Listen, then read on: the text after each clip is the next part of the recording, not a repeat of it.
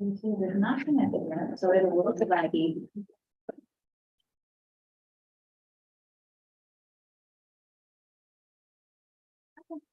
Good. Okay. I'm going to call this meeting together to order at 5:01 p.m. This is the March 27th Altadena Library District Board of Trustees meeting. We're going to start with the land acknowledgement. The Altadena Library District acknowledges its presence on the traditional, ancestral, and unceded land of the Gabrielino Tonga peoples. Altadena is located on the stolen homeland of the Hakamunga tribal band. The traditional territory of the Gabrielino Tonga is referred to as Tonga, which includes the areas currently known as Los Angeles County, Riverside County, West San Bernardino County, parts of Orange County, as well as the 4 southern Channel Islands.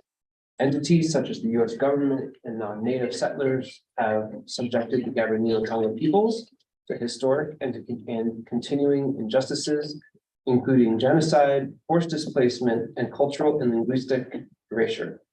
Altadena Library commits to learning, educating, and informing its staff and residents of present-day Altadena about the rich history, vibrant communities, and culture of the Gabrielino Tonga people, present and past, through our collection development, resources, and program offerings. Right, so I will start with roll call. Trustee Andrews here. Trustee Lynn here. Trustee Wilkinson. I'm here. Trustee Clark. Here. And I'm here as well. Can I get a motion to approve the agenda unless there's a request to reorder any items? I move we. Can I get a second? So moved. Okay, do a roll call vote. Trustee Andrews. Aye. Trustee Lynn. Aye. Trustee Clark. Aye. Trustee Wilkerson. Here. Aye. Sorry. Both. As I vote for me as well.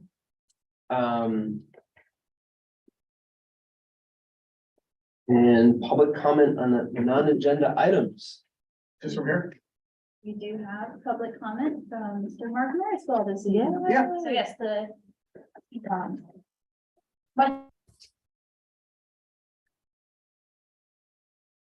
Always good to have it on.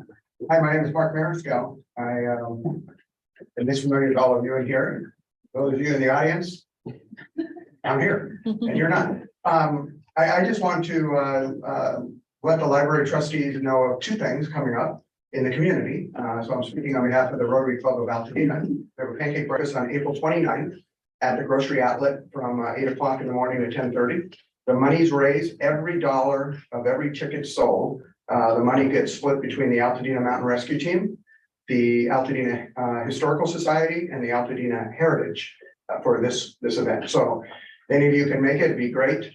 Tickets will be available at El Patron and at the sheriff's station, or you can always just email and we'll drop them off, or our great library director might have some in her office also.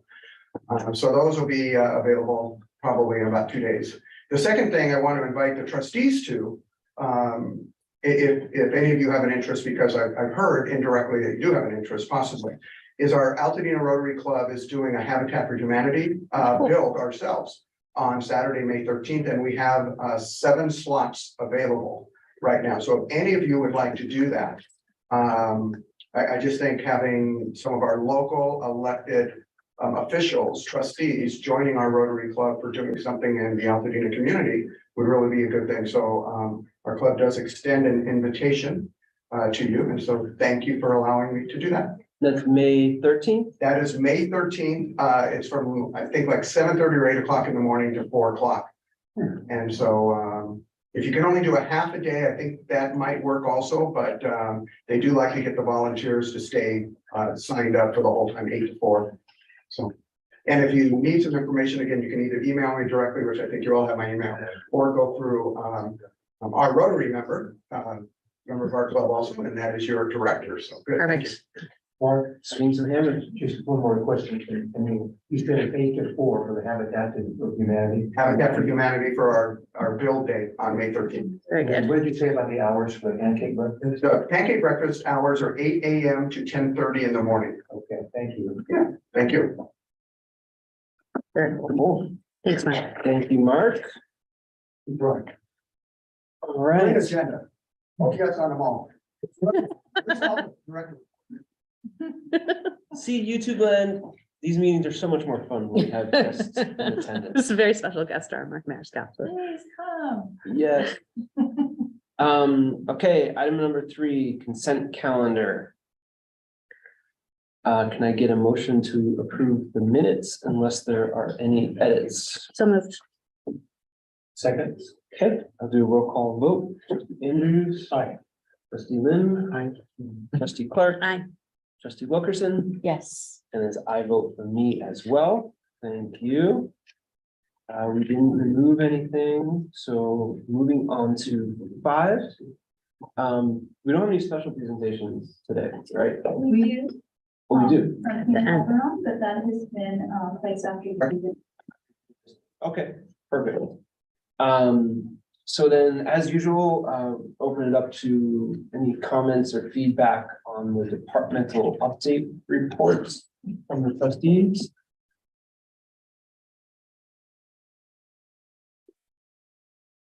Well, I already passed on my compliment to David about the most beautiful picture in the packet, and that's his new daughter, so congratulations again. Congratulations, David.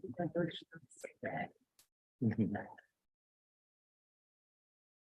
We consider her the library district's baby. Nice. District property. District. One, I'm Go ahead. intrigued by the books I've loved. And I didn't see it, but I would love to see it. The what? The books I've loved. So the Oh, zine, sure. Oh, Yeah, yeah. yeah, and I'd love to write one. sure. I'll get I'd you like all a to- copy. But can I contribute to that? I don't know if you're Next allowed. time, we'll Yeah. have you, I'll have Alice forward it to the board. That's a good Okay. idea. That's fine. It reminds me of the Amoeba puts out the staff recommendations every Yes. year. That's what it reminds me of. Yeah, it's a cute little zine. Yeah. We have printed. Yeah, you know, copies. it's hope that. I think they're out. I'm gonna email Alex right now. Yeah, we'll get you guys probably a digital copy. I think. Said that That'd be it- cool, yeah, please. yeah. Uh-huh. All 30 copies they're gone. 2 remain by the end of the month. So I don't know. We're good. I was grateful for the tone of Ashley's report about what's happening in the library, and she talked about an event that was not well attended and still had an impact, a small impact in the room. Mhm. And the way she wrote it was really good because, it showed you that every little bit counts in terms of interacting with our patients and so on. So I'm glad she didn't just bury this with it not of interest to anybody because it was so sparsely attended that she actually wrote it up. I like that. I will pass along your kudos. I wanted to shout out what I thought was just such a cool program from Yvette for Black History Month about STEAM and Jean-Michel Basquiat, and it just blew me away because I was like, man, I wish I would have learned about like neo-expressionism when I was a kid and Black history. Like, we didn't learn about it. It's so cool. It makes me so amped that kids in the district are kind of having such a wide-ranging and comprehensive education. It's so cool. Really creative. Yeah, a couple comments for me. I was really touched by in the adult services report, the story about the patron success story about a Mhm. recent immigrant from India and just. I was having a conversation with a friend the other day about just public libraries just being kind of like the essence of direct democracy, and hearing a story like that where somebody brand new to the community and, left behind like friends and family, and like the first thing that they come to connect is the library, who not only connects to the community, but helps them stay connected to their family. That was just really touching. And then I really was excited to read the report about our teen content creators, and what it got me thinking about. I don't want not to give away too much in front of Katie, but we've been talking a lot in our facilities committee about you know, the teen space at the future library, and I was like, it'd be amazing to figure out how we have a meeting or get this teen group involved early on to really hear directly from them about the teen space. That's a great idea. An idea that came to me. Yeah, that's right. That's So- totally right. That's very smart. I'd rather hear their opinions than my opinions. Yeah, You know what yeah, I mean? I don't know how much my old self has to contribute to their needs. That's a great idea. Yeah. Other feedback or comments from the department reports? Okay, so let's jump into the support groups. Start on page 28. Do we have anybody online joining us from the foundation or the Friends? We do, we have Anita. Okay, cool. Let's turn this over to her.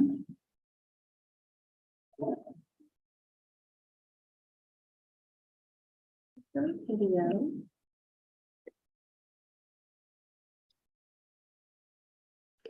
Hi, good afternoon, everybody. I don't have a whole lot to report. We haven't met actually since January, so we are meeting quarterly now. However, the committees are still meeting on a monthly basis. So I do have some reports from them. And mainly right now, what we're doing is we're trying to kick off the Taste of Dana planning. So we actually are having a planning meeting tonight at 6. And the committee has pretty much started, and the letters are being prepared at the moment for the save the date and sponsorship opportunities. So that's exciting. We're off to a really good start with that. And we've already been engaging the community, and we've got a couple of sponsors that we've already been able to agree to sponsor us this year, which is amazing. And we're working on some other events. I think I might have mentioned at the last trustee meeting that we're having these backyard events. And it's basically the directors are inviting their neighbors and fellow community members to basically spend a couple hours in their backyard. So we have the first one that's coming up in April. It's going to be at David Fields, one of our directors' home. And I'm happy to forward the invite if you're interested in coming. And Nikki, I'm not sure if you got the invite on that yet, but I can forward that to you as well. And so what we'll be doing is just trying to engage the community in getting more familiar with the library, and hopefully getting them more engaged with being sponsors of the library. So we are very excited about those. We've got 4 of them scheduled this year. I'm doing one at my home in July, and there's a couple more that are coming up. So we feel like that's going to be a really good opportunity to welcome new folks in and help with our development efforts. So that's where we're at right now. And I think that after our second board meeting, I'll have more to report. Thank you. Thank you. Thank you, Anita. Can I ask Anita a quick question before we Sure. leave her? No, I'm here. Okay, perfect. Your little box went away. Would you send us those dates? Because I'm wondering if it might be helpful, in addition to Nikki, who is always indefatigable at sending things, if we had some trustees show up to Yeah, support. at those. absolutely. That would be fabulous. So I could, there's one coming up in April, but I'm happy to send the other ones that are scheduled as well. That's great. Maybe we can sort of divide and conquer those. Yeah. Mhm. Is it okay if I send it to Catalina? Maybe Catalina can send it out to, perfect, great, I'll do that. Thank you. Wonderful. Thank you. Thank you. And do we have anybody here from the Friends? We do not have, I do not see Tom. We had Mark. Okay, There's no report from this one. okay. I know there's somewhere in the agenda, I saw a report on, they did have a successful book sale, so that's good to see. So district director's report, Nikki, take it away. All right. Good evening, trustees, staff, and all the community members watching online. So seems like I start out every month with a heavy heart about sharing someone that is moving on to another promotional opportunity. I know all of us were sad to hear that Isabel Briggs, our teen services librarian, has accepted a new position with the Los Angeles County Library System as a program planner in their education and engagement department. Isabel has been here. She started right before I did, so put in about 3.5 years with us. And as you can see in my report, she started all kinds of amazing programs. We all saw her speak at Taste of Dina last year. She has a true army of teen volunteers that she's put together and a dedicated group that really loves working for us. So she's going to be sorely missed, and those are going to be some very big shoes to fill. But we wish her well on her promotional opportunity and whatever she's going to tackle in the future, because I'm sure it's going to be very successful. Yeah. So in terms of hiring, I am excited to share that we have hired our new Bob Lucas library assistant. Her name is Kristen Cantu, and she's going to be starting with us next Monday. I'll include a thorough introduction of her in my report next month, but we're really excited to bring her on board. We held external interviews for the adult services manager position on March the 20th with 2 excellent panelists, someone that I connected with a couple of years ago who I remembered and brought back. They did a great job. We're going to be doing our next round of second round final interviews next week, I think on Tuesday. So fingers crossed. We had, I think, 15 applicants, so it was a pretty good pool. This time I'm excited and I'm hopeful that I'll be sharing that we've hired someone with you next month. We also did library clerk interviews. That's one of our entry-level positions, part-time 19-hour. There have been 2 offers made. I believe they've both been accepted, so we should be able to introduce those 2 new people to you next month as well. And of course, with Isabel leaving, we have posted the teen services librarian, both on government jobs and the CLA Career Center board. I've blasted it on LinkedIn. We have already started getting in several applicants. So if you know anyone that'd be interested in filling those big shoes, I think it's a really exciting opportunity for someone who has a program that's really successfully running to step in and keep it moving forward. So more info to share. So in terms of a human resources update, I'm working with Patty Francisco, our HR services consultant that works for MRG, to complete synthesizing all the information from our staff feedback survey to share both with staff as well as the board. One of the things that was a recommendation that we're going to be talking to staff about this week at our all staff meeting is putting together a staff focus group that's going to take a look at some of the things that emerged from the survey. One of those being issues with the attendance policy. So Patty wants to put together a group of staff that is representative of all departments and have them work through some of their suggested edits. So as much as I would like to bring that to the board, we're going to work it through the focus group first.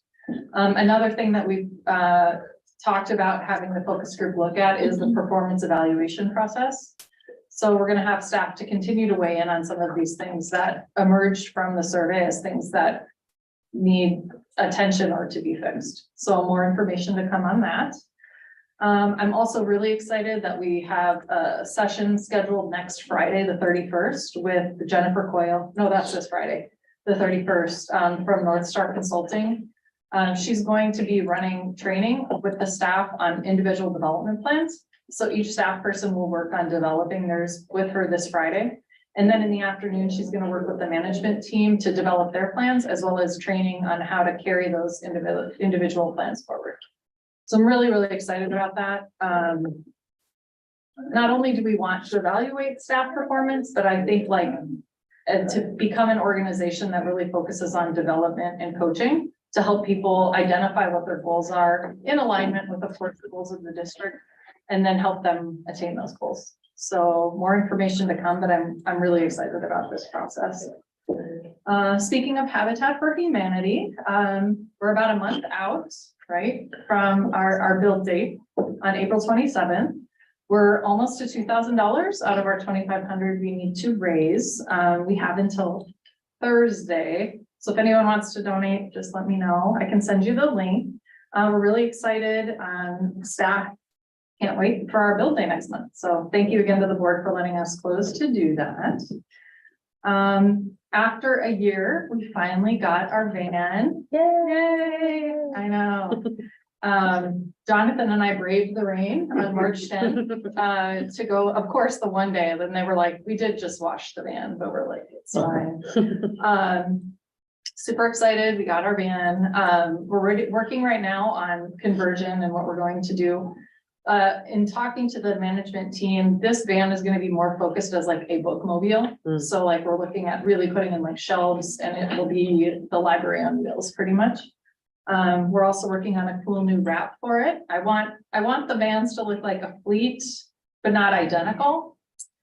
This one, we're thinking about riffing off books a little bit more since it's going to be the bookmobile. That's cool. And we think we're calling it the Curiosity Connection Volume 2. That's a good way to. Of course. That's That's fun. good. Yes. That's really cute. So, yeah, we had fun with that. So more information to come, but we're really excited to get that van out as well. Our IT and facilities assessment has begun. Thank you to the board for approving and authorizing me to contract with Carlos DeFigo. Him and I met early last week, and then he launched the assessment last Friday with both Jonathan and David meeting individually with them. He's also, as of today, with our facilities committee meeting, being looped into a tech question related to the build-it projects. So I think we're going to do some really good work with him. And I look forward to seeing the results of his assessment, and we'll definitely keep the board updated on everything that we're doing with him. It was in my report that I mentioned the Friends had a very successful book sale. Kudos to them. Fundraised over $3,100 in 6 hours. Pretty amazing. So congrats to them. Speaking of Rotary, I attended the luncheon on March 9th, and one of the people that was supposed to judge their 4-way speech contest, which is the Rotary's, like, the way they close the meeting is the 4 agreements that you make. And those of you that have attended know what I'm talking about. So these high school students prepare a speech to talk about, they identify an issue and how the Rotary could support that and why it supports their 4 agreements. So that day it was 4 freshman girls from a local private school. Victoria Knapp, who's one of the judges with me, is like, we will get public school kids there next year. So, but these 4 ladies were so eloquent and poised. It was amazing. So it was a really cool experience that I thought I'd share. One of them was chosen as the winner and advances to the next round. So they can potentially win a college scholarship. So very good. And then one of the last things was I was invited to attend the Festival of Women Authors by Katie Poole, who is a board member of the Pasadena Literary Alliance. Back at the very beginning of the pandemic, we had partnered with PLA to do, seemed like 1 million videos that were like author talks with like big name authors from all over the place. One thing with PLA is they are very well connected to authors. And it really like kind of served the purpose of providing some virtual programming at the time, which was great. So she reached out, invited me. I went to it once before the pandemic, and this one was, I would say, more successful. I can't even believe how many people were there. The authors were superly inspiring. I just finished listening to Take My Hand, which was heartbreaking, but also really well written. I'd highly recommend. So thank you to Katie for inviting me, and I'd highly recommend in the future, if you can go, you should. It's really cool. You can get all your books signed, you get to meet all the authors and talk to them. It's great. So I did go to the SDRMA, which stands for Special District Risk Management Association Spring Education Day last week on Wednesday, the 22nd in Sacramento. Weirdly, when I got to the airport to fly home, Jason was at the gate and we were on the same flight. So, or Trustee Capel, excuse me.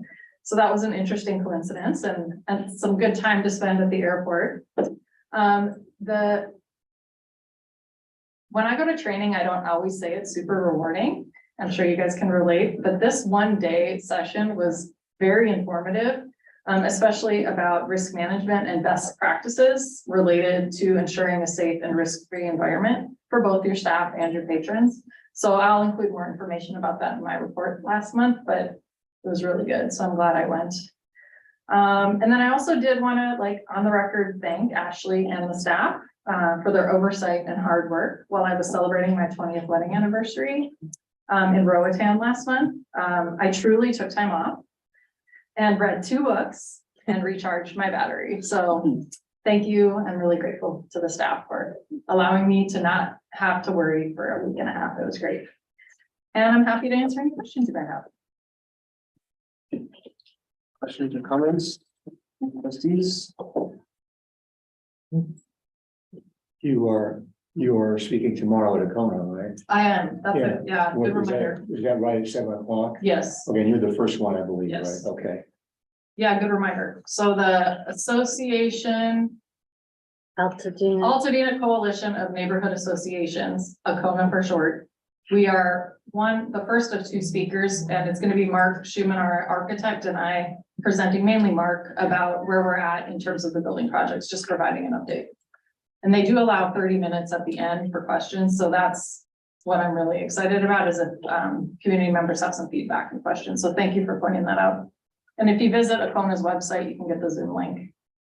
I'll forward that actually with the whole board. Yeah, I've got one, so over than me. Okay. Yeah, thanks, Terry. Good reminder. Sure. Okay. Do we have any reports from any of the standing committees? I think we have financial. Financials. Financial. That's part of okay. And we do have Chrissy with us tonight.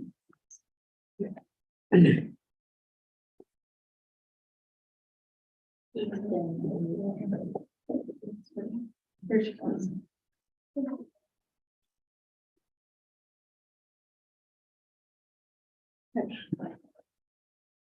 Hi, Christy. Good evening, everyone. Hi, Chrissy. Good to see everyone. Do you want to review the financials or do you want me to do it? Sure, I can. Sorry, I didn't realize you were. Yeah, that's totally fine. Just a few things we'll highlight since there were some significant increases this month. Let's see. Let's start on page 35 is your budget to actual report, which you'll notice has been updated from the mid-year adjustments that were done, that were approved at the last meeting. So let's see here.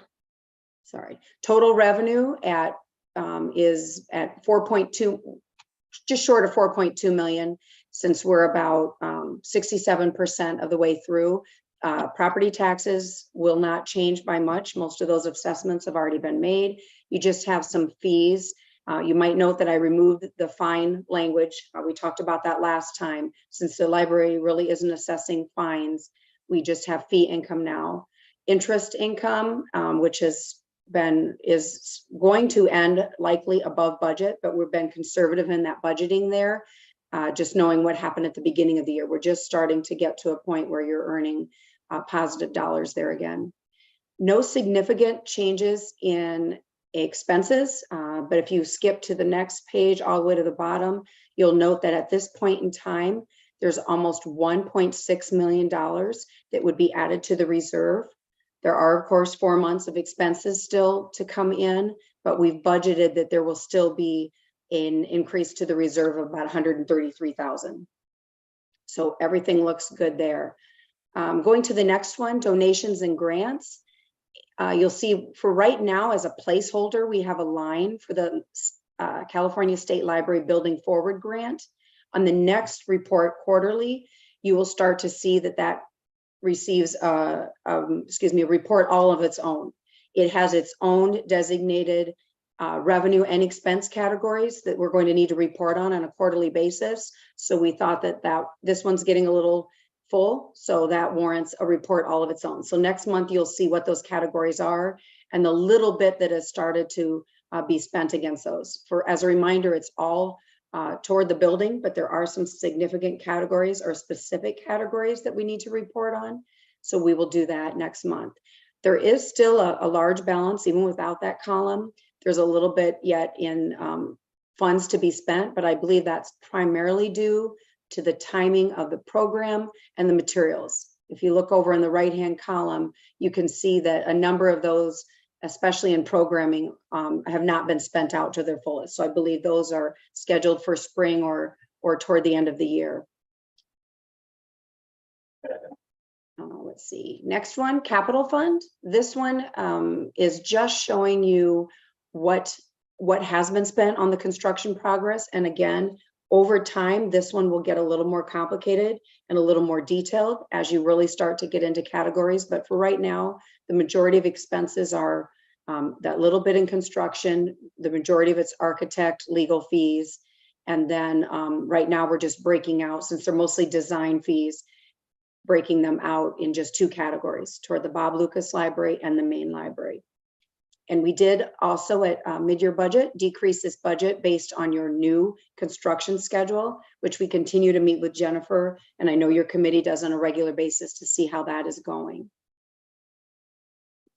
The next slide is where you can see what has been spent against your bond proceeds. So again, you start with, we've got some activity in FY22. We'll do it each quarter and then show you what's going on as of to date. So to date, there is a balance of still 22 million. And again, primarily because it has not, the real construction has not taken off. You will note though, the good news is in addition to the bond proceeds on lines 4 and 5, interest income, unrealized gain and loss are in the positives. So you're beginning to see realized gains there and interest adding to the amount that you have to spend on building. The next slide is your actual CFD fund. And all this shows is what you've received in taxes and how we're using that to make the principal and interest payments. The first real principal payment is not due until September. I believe in March, what you will see is another interest payment when you see the March schedule, but we don't start paying on the principal until fall. So this just shows you where we're coming out with the taxes. And then the balance sheet, the good news there is your total cash and investments is up to about 31 million. Again, 22.7 of that are the proceeds. I will also note that this is the first report I believe you've seen with line 6, which is your class investment that the board approved moving to. That 7.6 is made up of both general fund dollars and the grant. We're housing the grant there so that you've got a chance for earnings. These investments the rates are much higher than they were at the county, which is why you decided to move it, and not a lot of risk given their short-term investment nature. I think just in the first month, I believe is all you've been invested there, if not even a month, already almost $20,000 in earnings just on the money that's been in there. So that's good news.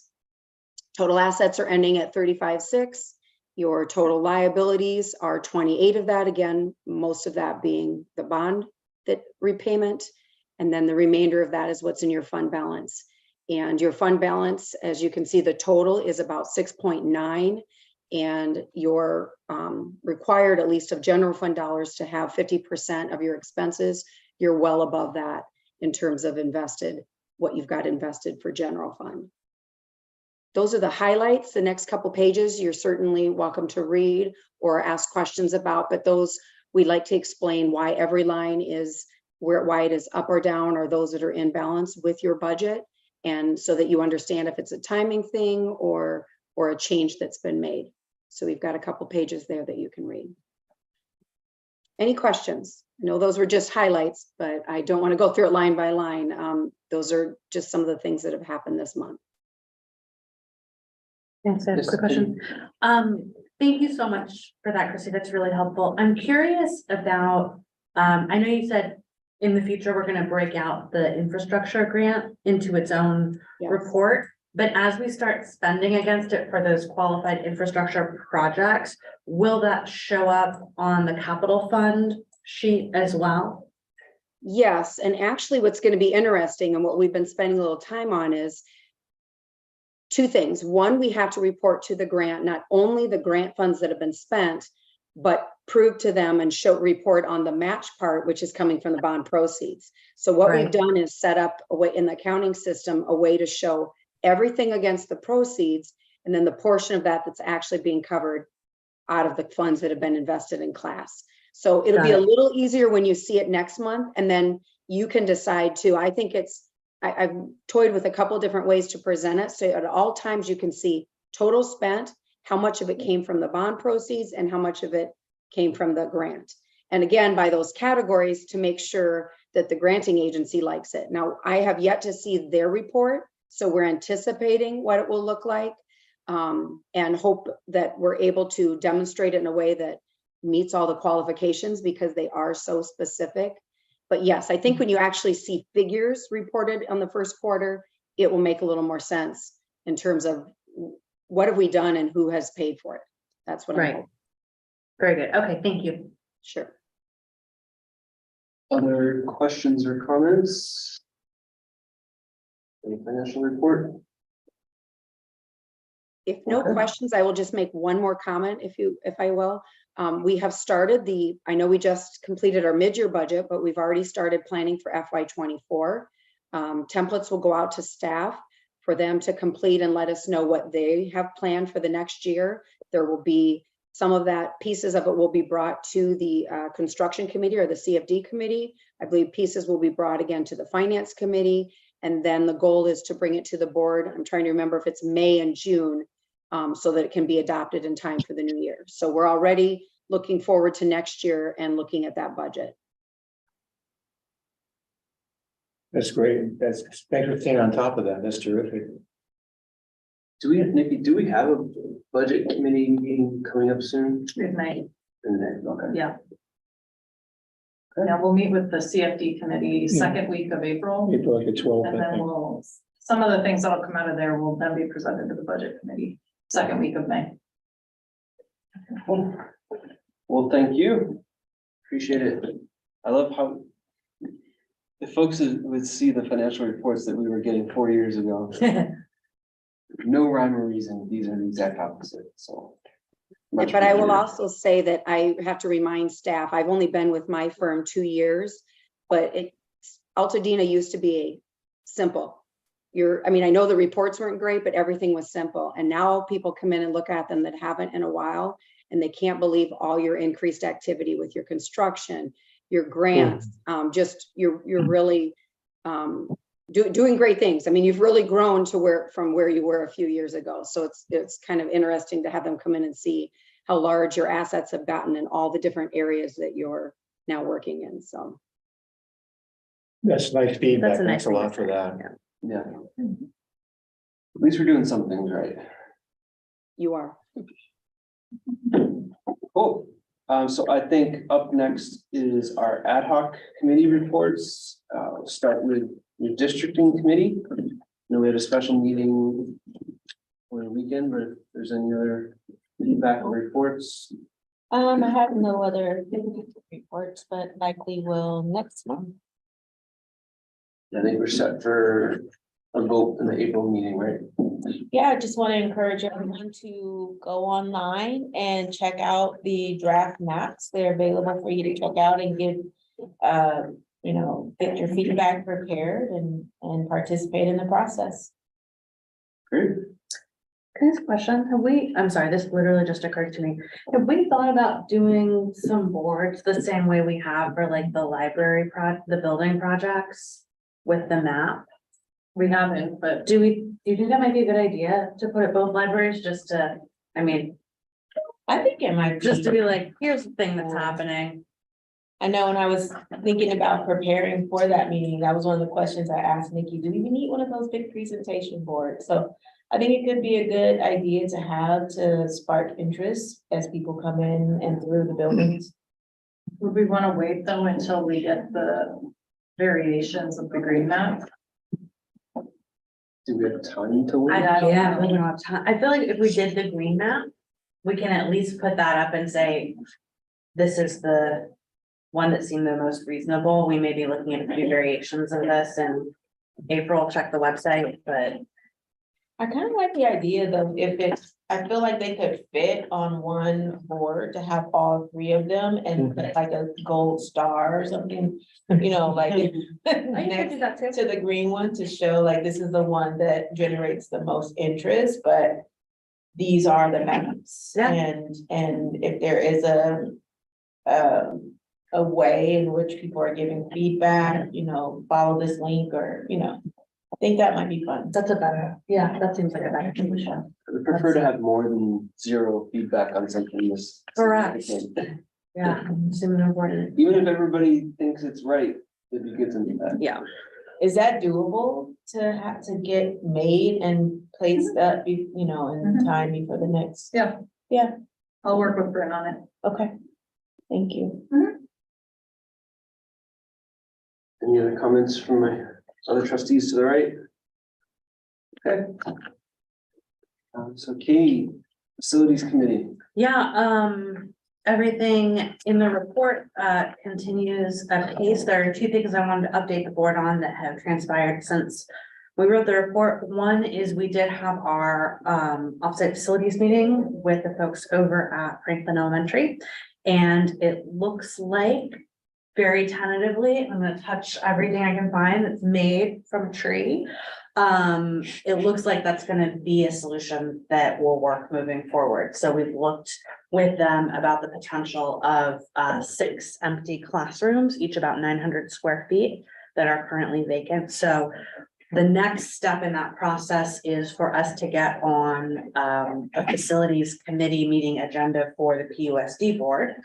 And go talk to them about sort of what our intent is, what we recommend, what we're asking to do. And then if they say, yeah, that seems like a good idea, then we'd set up an MOU with PUSD. So yeah, we're trying to get on the April agenda for PUSD, and like I said, tentatively, all looking pretty positive. So that's really exciting.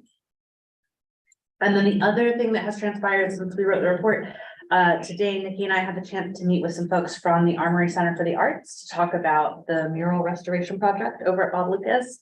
And it was terrific. They had some really good suggestions about how to kind of think about structuring the project and resources to check out and ways to involve the community. So we're excited to keep working with them as we go forward, but really, we're glad that we were able to loop them in because they were such an important part of the original mural project in 1999. Happy to answer any questions. There'll be more opportunities. We have a bunch of action items tonight too. Indeed. Yeah, I don't want to speak to any of those because we'll get into it. There's many moving parts now. I can't imagine once we're actually into construction. Yeah, right. What our agenda is going to be like, but. It seems, as I read through a lot of the stuff, I like to hear about it, of course, because I'm not tuned into this, but it seems like there's some tripwires here. There were conditional use extensions, and I'm probably Sure are. but it does seem like that's slowing things down a little bit, or But I mean, we're kind of at the mercy of the county on that. right. And we had made the decision of the advice of some of our consultants, and I think it's the right decision, that it doesn't make sense to just forge ahead on the assumption that everything will be fine in case it's not. So, I mean, we are hopeful that we can move that process along. Every single Monday, we get together and discuss strategies for how we can motivate some of our counterparts at LA County to return our calls and help us move that project along. I know we've reached out to the supervisor's office, and I think everybody on the Alcina side is doing what we can. But yeah, it's a And you would expect that. yeah, But it's not, there's nothing about it that is unusual. I think we just want to make sure that we're dotting our i's and crossing our t's on the front end before we Yeah, are into construction or into, that's probably the very best approach you can take. So something doesn't get kicked back to you because you didn't dot an I or cross well, a T. or if there's something that we have not foreseen that materially impacts the way we're able to handle, for example, parking Yeah, or, other elements of the site design, it's not great to be delayed, but it would be way less great to try to solve that problem once we've already begun a construction process. It'd be so much more expensive. So, yeah. thank you. Mm-hmm.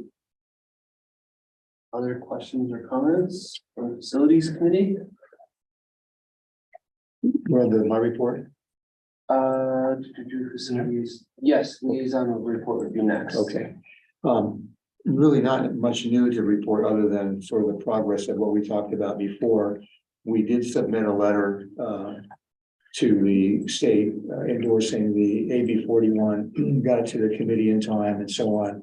And an interesting tool that they have that I was not aware of, some of you might be, is that there is a portal that you can use when you're supporting any legislation that allows you to put your letter or your approval, your endorsement, whatever it is, straight through, and it'll go to the committee that's going to be seeing it next. But I thought that was pretty handy in future in future projects that we have or communications that we want to send to the state, it seemed like a very good way to go.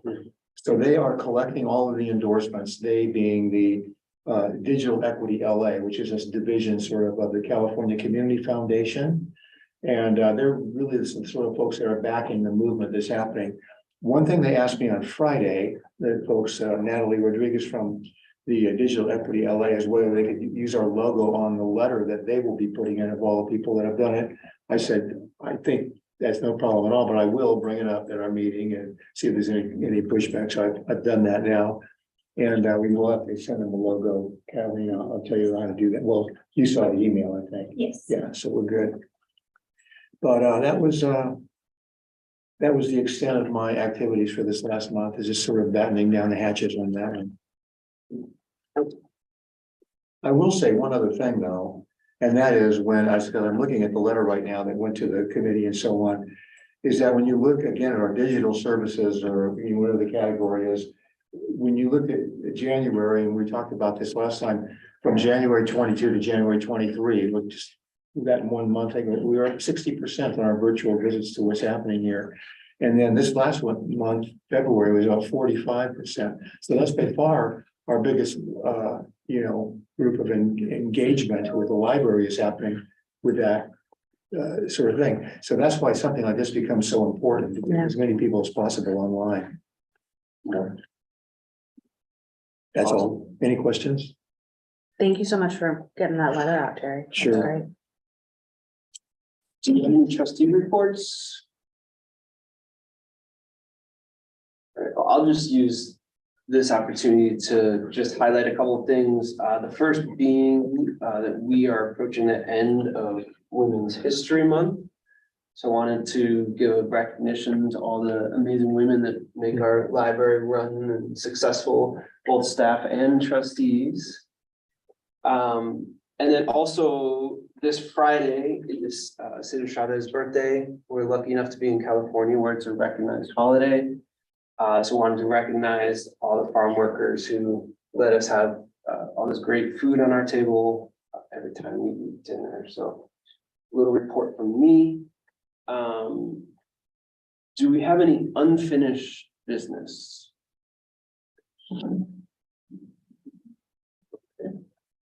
And then we were gonna get Tina's presentation before new business? Going to be after. After. Okay, so let's rip through these guys. So new business, first, we're gonna have, starting on page 49, a review and approval of the intern job description. This is pretty exciting. Yeah. So Nikki, Yeah. Good evening again. So tonight I'm bringing you basically using the same format as our regular job descriptions, but this one will be for an intern classification. It was suggested to me a couple times in the last few years that we try to put together some type of internship program. And I wanted, I talked to the management team. There's been some people that have actually approached managers about like working alongside Jonathan, for example, or working with Bryn in marketing. And it's my desire to make them paid internships if possible, because I do think it's something that we can build into our budget. So in discussing it with the management team, we have the hopes of doing this over the summer. With whether that'll continue into the fall and winter and spring moving forward, we'll see. But the goal is to try to put something in place for the summer of 2023. I reached out to Coffin Associates, who we've worked with in the past on our classification and compensation work, and asked him if he had some sample intern job descriptions he could share. He did send those, which I then forwarded to our fabulous Catalina, who then worked on putting together this job description or classification to share with the board tonight. Similar to what we have like with our librarian classification, it's something that works for all people that would serve in this job description, but then goes into a little detail about what it would look like if they worked in specific departments, just so they have some kind of expectation about what the work will include. So I shared that with David, our IT manager, who looked over the information technology and technical services part of it, shared it with Bryn to look at the marketing, Jonathan for facilities maintenance, and then Ashley for public services.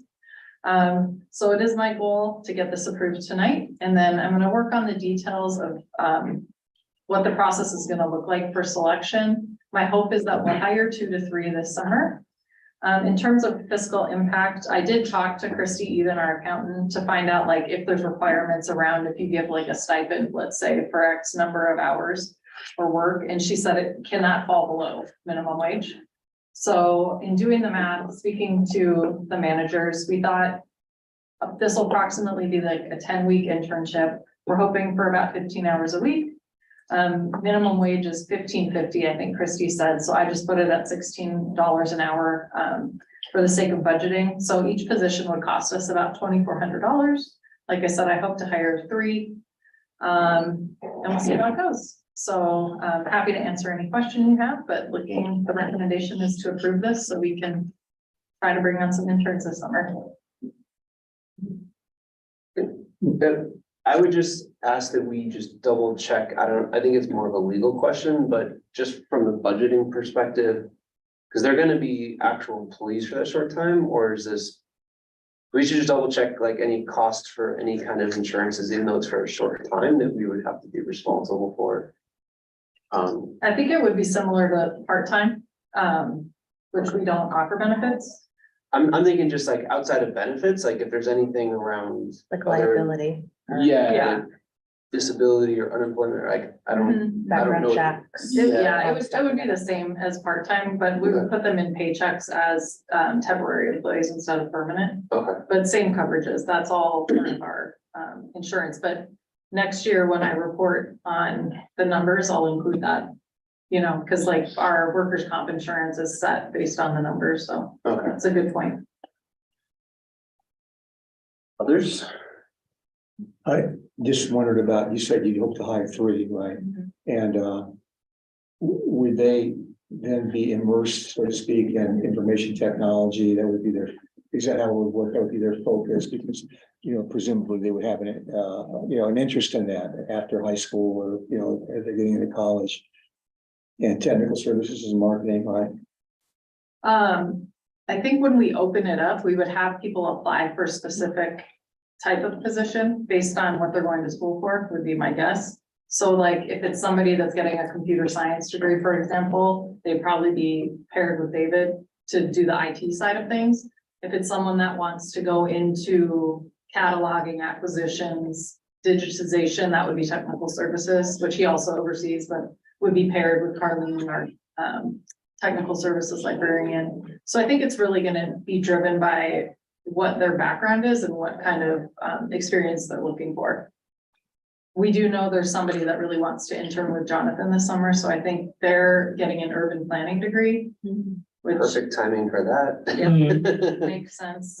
So again, I think it's gonna depend on, but yeah, they wouldn't be doing all of those things. It would be specific They to. would gravitate toward one of those Right, categories. like I would love for someone to apply to work in PR and marketing with Bryn. Yeah. Fingers crossed that we can recruit somebody in that way, but again, we'll see what people apply for.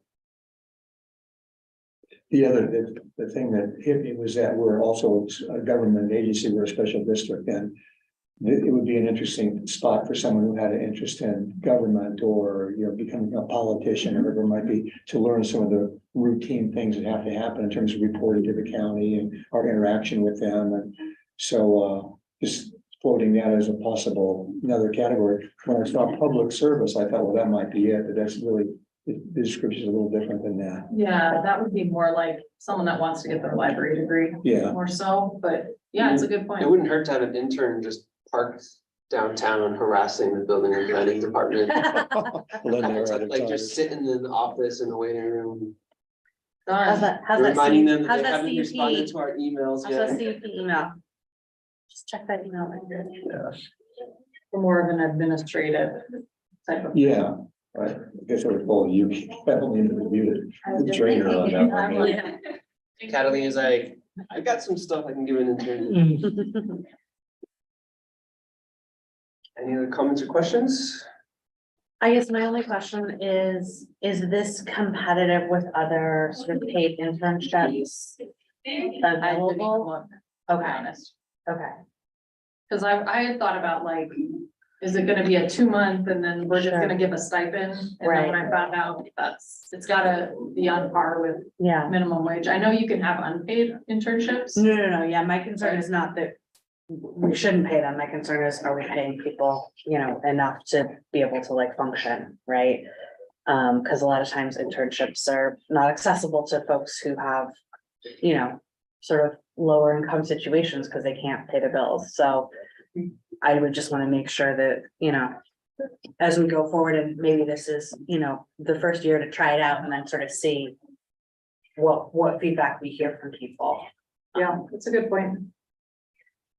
The one, I mean, so again, for me personally, this isn't gonna have bearing on whether or not we approve this tonight, but Right. the one thing, because LA County doesn't do internships necessarily because of civil service world, but they do have student workers, so it'd be interesting to know how the LA County Library uses the student worker position, if at all, right? Because that would obviously be very much tied to people working on their like library degree. Right. Yeah, that's a good suggestion. Thanks. I'll look at it. All I know is I wish I got paid when I was an intern. Sure. I think it's great. I think it's great to pay.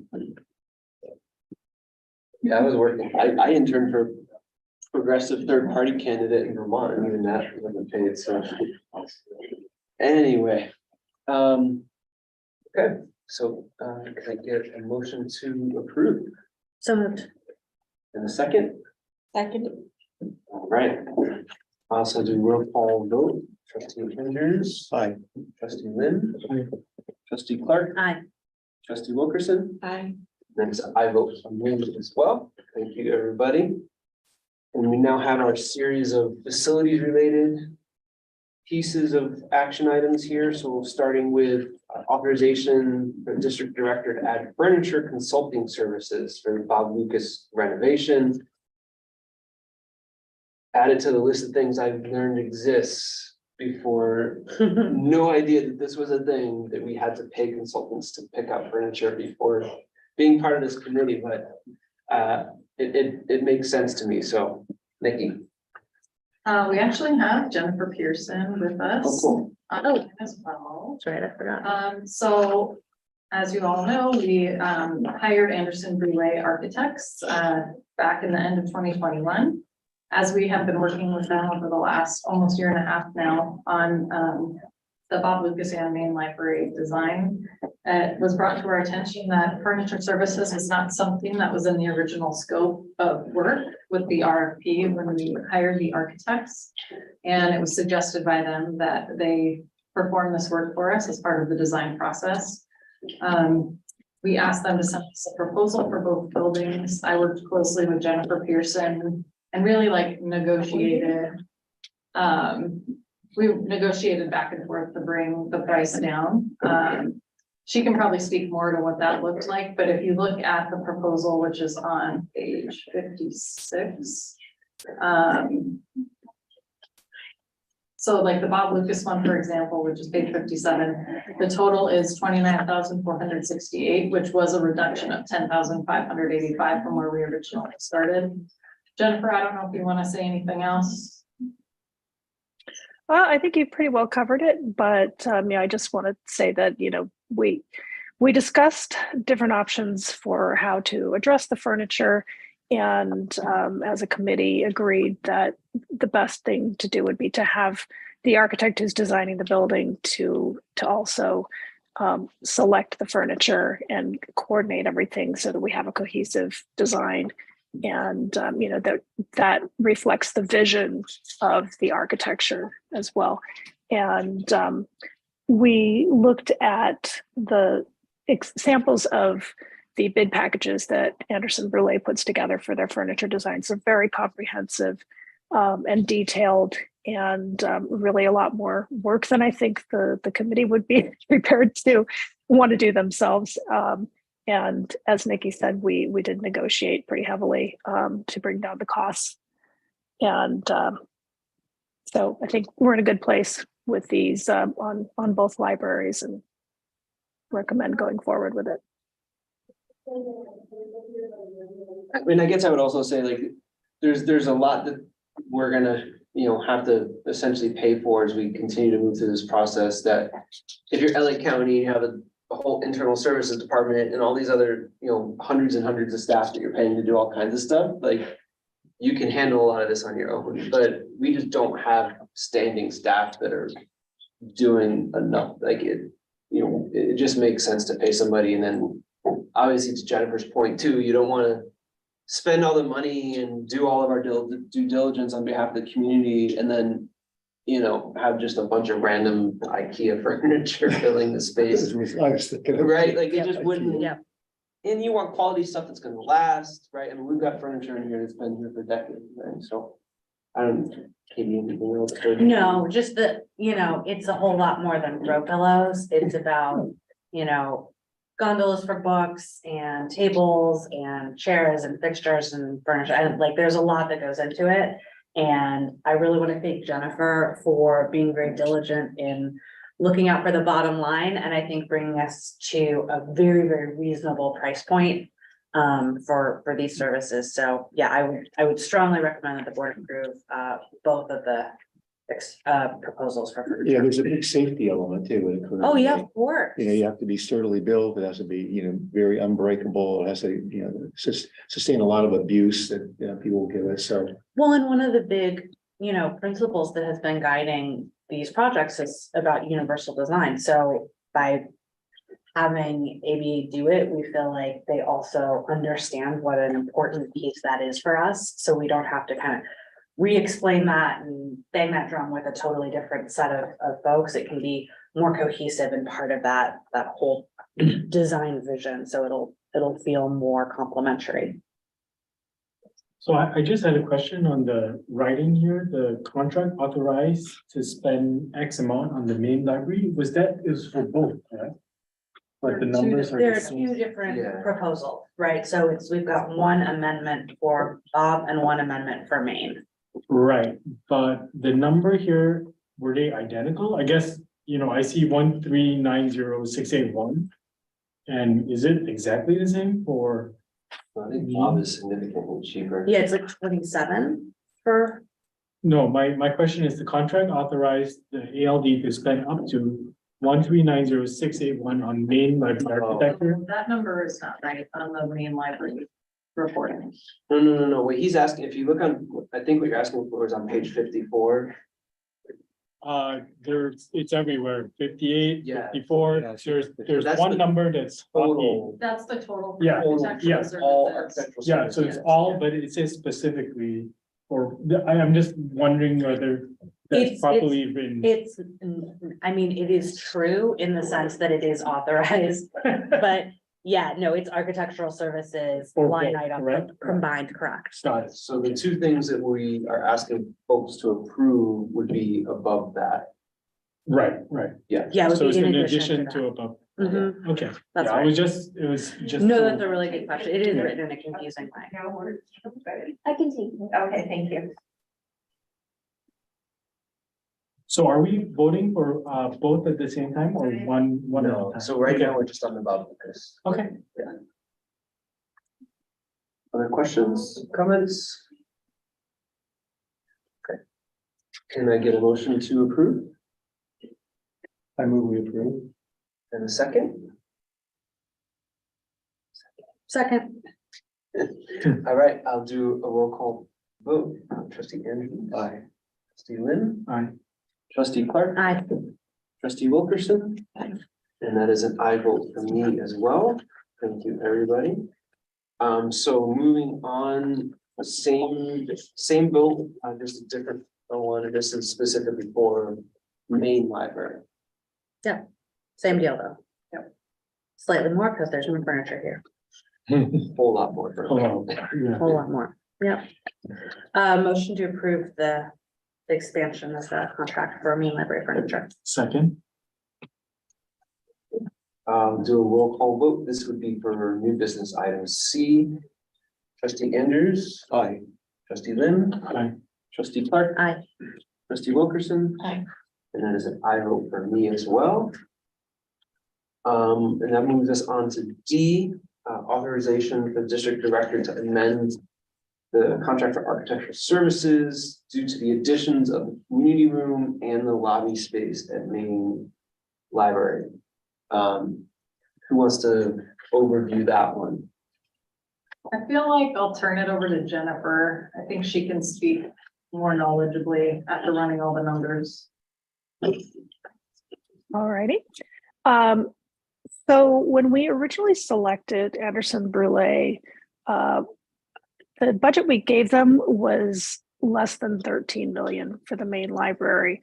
And looking at what they proposed for their design and the grant money that we were able to get from the state for the Building Forward grant, that increased our budget as well as the square footage, with some additions of the community space and an increased lobby. So that's additional scope of work that wasn't anticipated with the original selection and was not included in the architect's proposal. So what they have proposed is a fee that's based on 8% of the estimated cost of the additions. And that's typically, they would charge 9%, but they're charging 8% for this. And then I also looked at the overall percentage fee. So originally their fee was about 10.8% of the original budget that they were given. And now adding in this additional fee and looking at the percentage, it's now down to about 10.6 of the estimated cost of the building. So we're right on track with what we originally had as a percentage of construction cost. Thank you, Jennifer. Any questions or other comments? Okay, motion to approve So moved. and second. Second. You. Roll call vote, trustee Andrews. Aye. Trustee Lynn. Aye. Trustee Clark. Aye. Trustee Wilkerson. Aye. And that is an aye vote for me as well. Thank you. So moving out of the facilities committee, but still sticking with facilities related items, I think David is going to talk to us about vending machines. We've talked about it a little bit before, but I think we're at an exciting place now. Take it away. All right, thank you, trustees and members of the public. What I have before you is an action item authorizing the district director to contract with a specific vendor for library materials vending machines. Just a little bit of backstory here. We brought this before you for a request to be able to post an RFP for vending machines. This was back in November. We were a little bit delayed in bringing this forward with a rating and a response of who we would recommend. So we apologize for that, but we're here now and still with plenty of time. So when we submitted the RFP, we received 2 bids. One was from MK Solutions and the other was from International Library Services. Just a little bit of backstory on the funding that we have available. We received that as the from the state library, and in doing so, we received a tune of $250,000, some of which has been spent as purchase of the library van we talked about earlier. Another has been devoted to website redesign or evaluation of our current website. And then the remainder of that was meant to be spent on some library material vending machines. So that's relevant because with that $250,000, we don't have that total amount any longer. And the bid from MK Solutions was about $200,000 for just one unit. This is a pretty extensive unit that has all sorts of belts and different ways to maneuver books and deliver it into one set space. And so for that reason, it had a fairly large footprint and also a fairly large cost. Realistically, if we were interested in purchasing it, we would only be able to purchase one, and realistically, probably not even that, because of the total cost of it and the other costs that we talked about earlier that we had already allocated. So the other vendor that was available was International Library Services, Inc., and they provided an excellent product, met all of our requirements. There were some questions about universal access and ADA accessibility, which they have provided, excellent solutions for. And then the costs overall and the design are much smaller in footprint, so it can actually be put through a standard door. and can be delivered from contracting to about 8 weeks. They can have it delivered and ready to go. And the costs are much more manageable overall. So it's about $80,000 per, which would allow us to purchase stuff to library materials vending machines. So the recommendation is staff recommends that the Board of Trustees authorize the district director to contract with International Library Services Incorporated for the purchase of at least two library materials vending machines and services and maintenance for a 5-year contract period. And I'm happy to answer any questions you have. Okay, I have a couple of questions. First one is, I want to make sure I'm understanding the math correctly. So each unit is 83,250, and we're gonna get two, right? So that'd be 166,500. And then is the 5750 annually per unit or for both units combined? It'd be per unit. Per unit, so it's 5750 times 2 times 5, right? Well, the maintenance costs, we requested they be included for the 5-year period. Okay. So that they're completely paid out for the first 5 years for maintenance. And then after 5 years, we would expect to incur a cost of that 5,700 per unit per year. Oh, got it. Okay, so we would pay 166,500 Correct. for now, for the first 5 years, and then after that 5-year term expires, then it would be whatever 5750 is times 2. Whoops. Per year, Per year. correct. Okay, for the lifespan of the machines. Yes. What is the anticipated lifespan of the machines? They don't have they can't guarantee anything, but they have told us that most of their units have been out like in a normal setting. Usually they do try and find a covered space, but they've had units out there for 10 to 15 years. Okay. And with the service and maintenance that we would be paying, they include any potential replacement or service on those units. So if the computer dies, needs to be replaced, they'll replace that, and that's included in the cost. If any of the components die or need to be replaced, they'll include that in the cost as well. So all of it is covered. So if there are any issues with it, they'll continue to replace and resolve any issues with it. And how does that work with liability? So let's say it's outside someplace, somebody crashes their car into the machine, we have to replace the whole unit. Is that something our insurance covers? Would our agreement with them cover a replacement? Like, you get what I'm saying? Is this something that, or we just have to pay for a new one? We can definitely, because we haven't contracted with them Yeah, at yeah, this of point, course. so we can definitely put that in as a consideration and try and see what would be the best. It'd just be option. good to know, right? Sure. Because I think, We'll make sure we consider that when we start the agreement with them. okay. Cool, that's very helpful, thank you. I was just wondering, have we made any progress on discussions for locations for these at this point? No. I had talked to Patty Cakes, but they closed. But I wanted to get us closer to actually purchasing before I approached. So now's the Okay. time. Well, they're gonna be a busy pizza place now, apparently. There Yeah, you go, yeah. I still think, I really like that corner of New York and Allen. Yeah, So I'm gonna try hard over there. there's also, when I was talking to Mark earlier, the Armenian grocery mart has like, right on Allen, they have like a space with like some chairs and tables and stuff that's covered. Oh, Arlen Market? Over Yeah. there? That'd be a great place. Yeah. Yeah, That'd be so great. it'd It's be, a really good idea. that'd be a good option, because I Okay. agree that that whole corner would be a good spot. Mhm. Okay. Other questions or comments? I just want to make sure I'm clear on this. When we purchase these, we're actually purchasing the systems. They were ours to have, right? We own them at that point. That's right. Okay. And that first year maintenance is built into the purchase price.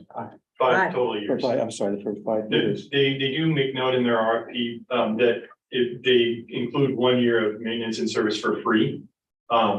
But in their cost and their bid, they're including the total cost of the units plus service and maintenance for 5 years in their bid.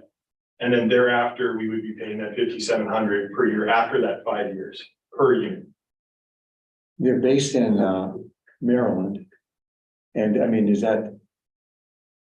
Not that we would know this yet, but does somebody have to come out to fix them when they break, or they have local service here? I believe they have local services here, and they said that their warehouse is in California where they construct the units Okay, and ship them out from. So that's why they can guarantee such a quick delivery time, because it's already in California, I forget where they said. yeah, sorry if I missed that on that was in here. And then just a general question, really the first time I've ever heard about these is when our library's been talking about them. Is this pretty widespread, the use of these across the country, or kind of hit and miss? Yeah, they're especially popular in libraries that serve rural communities because it allows for, when libraries have such a large community base spread out over a long distance, they can put these in specific strategic locations and provide service to patrons. But a lot of other like urban libraries are also using them to extend access essentially. And then also provide them in areas of the community that don't have the representation of a library close by, but are still, in the service area. All right, They're great. super popular in like train stations and airports and stuff too, because it's a way to get materials in front of people who Great, might thank not. you. Remember.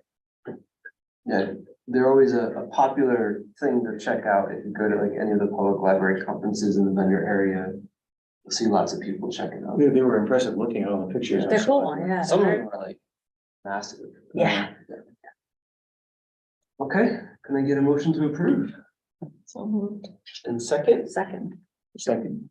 too late. roll call vote, trustee Andrews. Aye. Trustee Lim. Aye. Trustee Clark. Aye. Trustee Wilkerson. And then I vote with me as well. Very, very cool. And I kept getting in my head of myself, but now we'd like to welcome Miss Tina Calderon. I've been looking forward to and asking for this presentation. So, and quite selfishly, also to make sure I'm pronouncing all these names correctly every board meeting.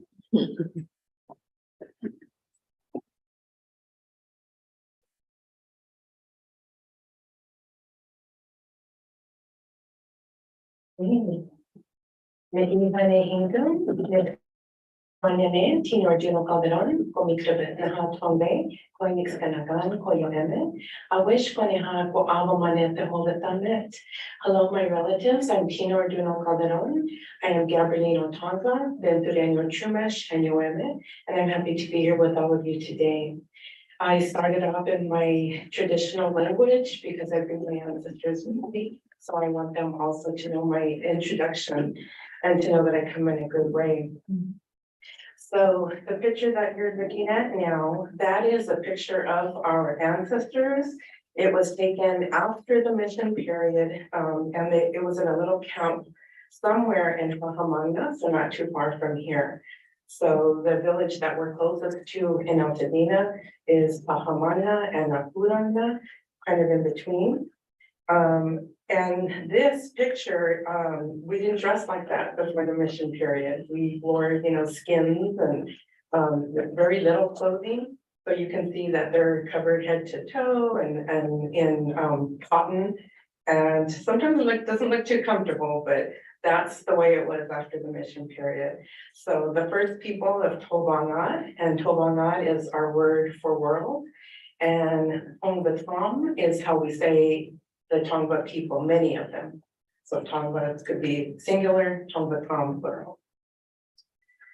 So on the next slide, I have a picture of my daughter on this side. She is a singer and songwriter, and she was working on a video. So she was at a Tongva village site. I'm sorry, Chumash village site here, but the homes that are shown there, it's the exact same home. In Chumash, we call it an op, and in Tongva, we call it a key. And so that's a replica of how we would have lived before. And the basket is an ancestor as well. This is a basket that is housed currently at the LA Museum of History. It's a basket that was made by an ancestor. And many of these traditional baskets, they're not in our possession. They're in museums, they're in colleges, they're sometimes in basements. And it's really sad.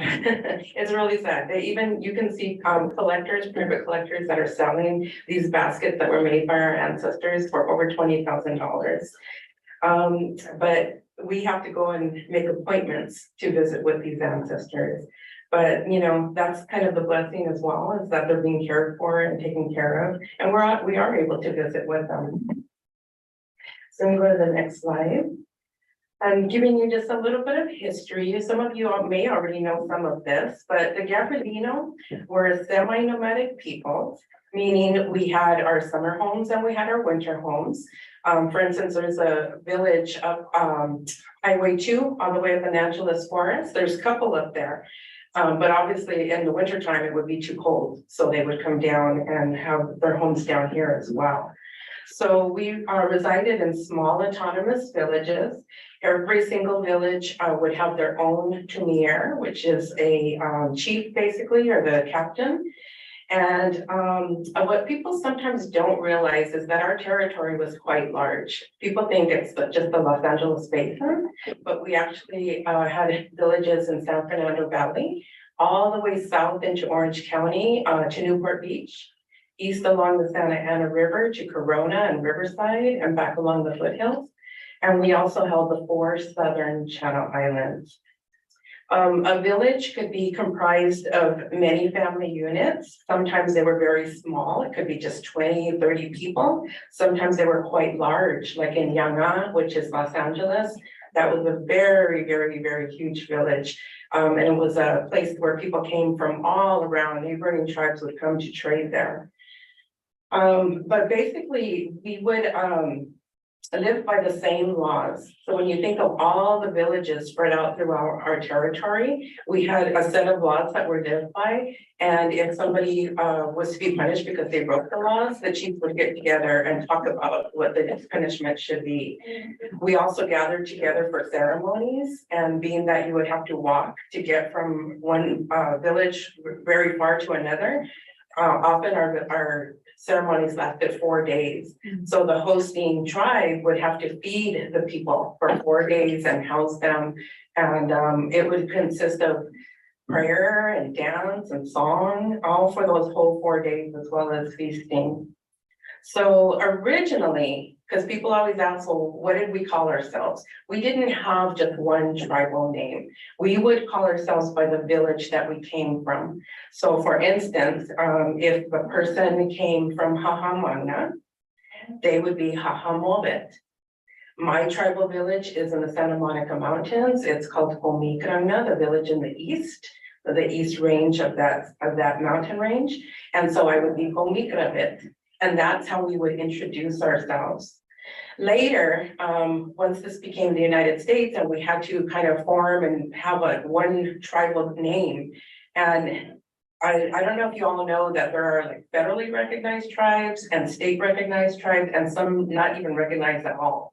So the Gabrielino Tongva are state recognized. It doesn't mean a lot. It's a piece of paper. It's a certificate that acknowledges that we're the first people of the area. Doesn't give us land, doesn't give us money, doesn't give us any kind of benefits. It just basically acknowledges, because if you think about other tribes that are not acknowledged at all, and they're still here, but it's as if they were extinct. So when people got together, like in the 70s, late 60s, early 70s, and they decided to come up with a word of Tongva. It stands for people of the earth. And that was agreed upon by all the people at the time. So we were the Karahatam, the peoples, but the name that we chose was Gabrielino Tongva. So Gabrielino is not something that we chose. That was put upon us because our people built the San Gabriel mission. And so we were called Gabrielino from San Gabriel, right? So the people from Ventura mission would be Ventureño. The people from San Luis Obispo, they would be Obispeño. So we have these Spanish little words that were given to us. And that is the way we're recognized with the government today. So the BIA, the Bureau of Indian Affairs, they call us Gabrielino. So a lot of people don't like that term because it's not a tribe and it's a Spanish word that was put upon us. Myself, I do use it because that's how we're government to government. That's how we're recognized with the BIA. But then I also use Tongva as well. And it's important to note that there is another group of people who are our relatives. They are the same people, but they have broke off from the Tongva and they choose to call themselves the Gabrielino Quiche. So still all tribal people, still from the same areas. A lot of times we even have relatives in those tribes. And there's a new, two newer tribes that have banded together. We also have the Gabardino Shoshone. And they're new, but they're not new because the grandma had been represented for many years, very active, Vera Rocha. But then when she died, they family kind of stopped practicing, and then very recently they formed again. And the other one is in Riverside, Corona area, and so that's another new tribe. Okay. So I don't know how much you know about the mission system.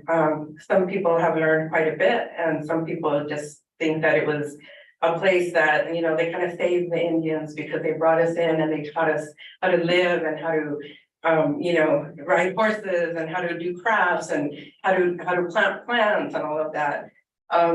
It's the farthest from the truth. It was a concentration camp. The people were brought there against their will. And if they left, they would be severely punished by the soldiers that accompanied the Padres. So if you look up the doctrine of discovery, you will learn that when the priests came here, they came under that law that comes from the papal bulls that says, if you encounter a people and they are not Christian, they are not human, and you can take their lands and you can take anything you want and you can treat them any way that you want. So that's the way that this was formed. Our people built the missions. We were forced to stay there, and they separated the family units. There was one dorm that was men and boys, another dorm that was women and children, girls, sorry. So that way they could not procreate. And they pulled from the villages that were closest to the village site. And as people would die because we didn't have a resistance to the diseases that they brought, and also they were overworking us and underfeeding us. We were not eating our traditional foods. We were not able to practice our religion. Our native tongue was taken away from us. We were forced to learn Spanish. All of those things that were customary were removed. And so, yeah, people were dying at high rates, and they were not allowed to have their mourning ceremonies to grieve for their loved ones. So it was a really difficult time. To me, it's always amazing that we survived all of that we survived, and the mission period didn't last very long.